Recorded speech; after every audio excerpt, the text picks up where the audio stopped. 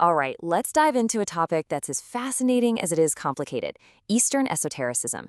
You've probably heard the term thrown around, but have you ever stopped to think about where it actually comes from? Is it some ancient hidden tradition, or is it something else entirely? And that's really the big question we're tackling today. Is Eastern esotericism a genuine historical category that grew organically out of Asian cultures, or is it basically a label that Western thinkers invented because they were looking for something, well, mystical in the East? So, where do we even begin? Well, if this whole category was invented, there should be a paper trail, right? We should be able to play detective and figure out exactly when and where this label first popped up. And bam, right out of we find something pretty surprising. The phrase Eastern esotericism doesn't come from some ancient Sanskrit text or a Chinese scroll. Nope. It's a modern product born and bred in 19th century Europe. It was a label stamped on from the outside, looking in. Now, get this. The term was actually born out of a fight. Back in the 1880s, you had these French occultists trying to carve out a space for what they called an authentic Western esotericism. And how did they do that? By pointing to the popular Theosophical Society and basically saying, see that stuff they're pushing? That's a fake Eastern version.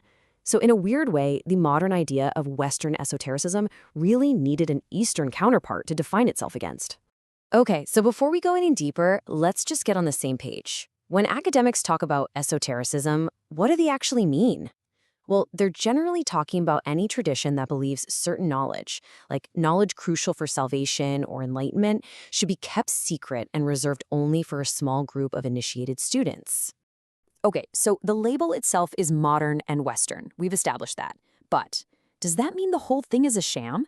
Are the actual traditions it points to totally unrelated? Let's put the label aside for a minute and just look for the real connections, the common threads that might tie these ancient practices together. So let's forget the label for a second.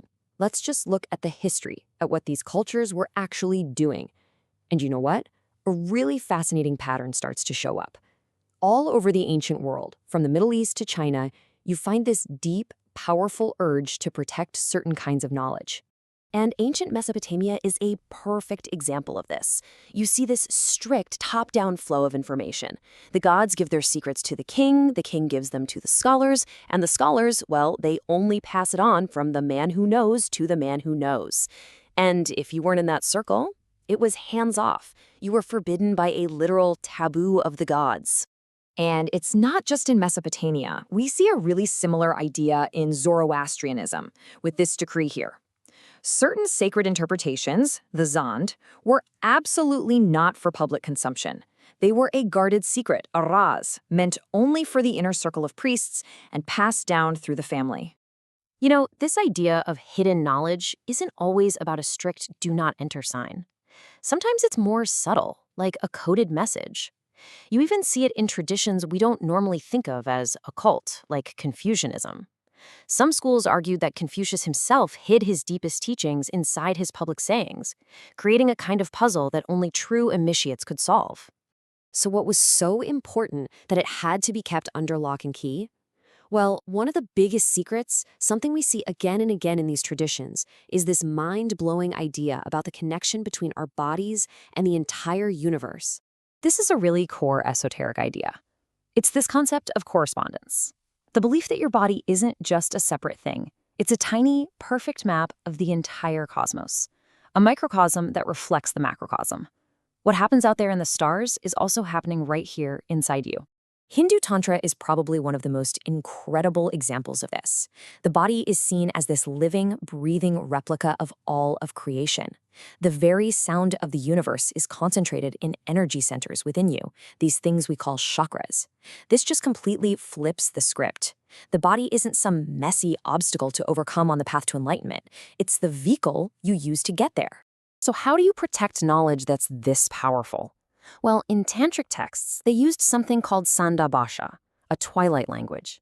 It's this intentionally obscure, coded way of writing. It's designed so that if you're not an initiate, the text is just gibberish. It was a way to shield teachings that were considered either spiritually dangerous or just plain subversive. And you see this amazing parallel over in Taoism.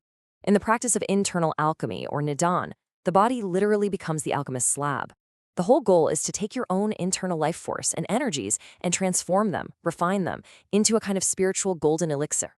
Again, the universe isn't just out there, it's right here. Okay, so we've seen that these esoteric ideas and secret traditions were absolutely real.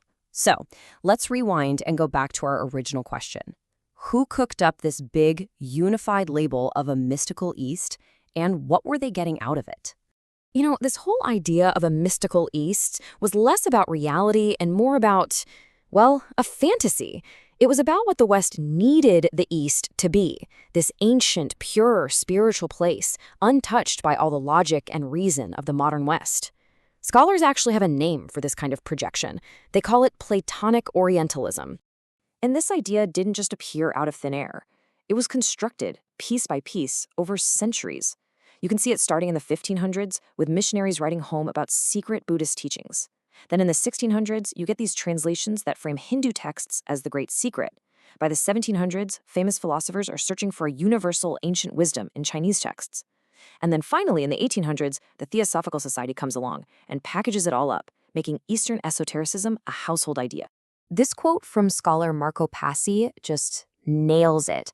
The whole concept of Western esotericism could only really take shape once it had this big Eastern other to define itself against.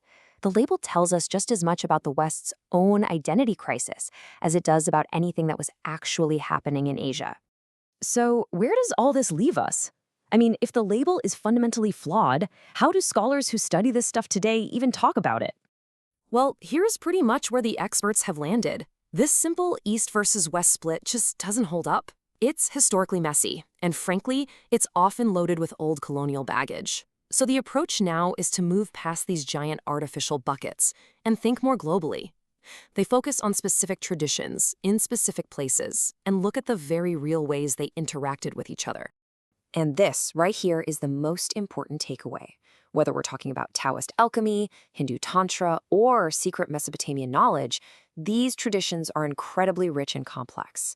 They deserve to be understood on their own terms, not shoved into a box that was built for them by Europeans centuries later.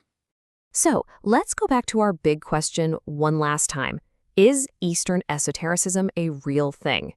Well, it's kind of both yes and no.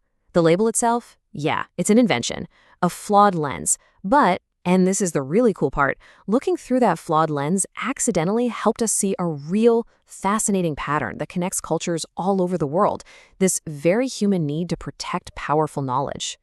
So it leaves you with the final thought, doesn't it?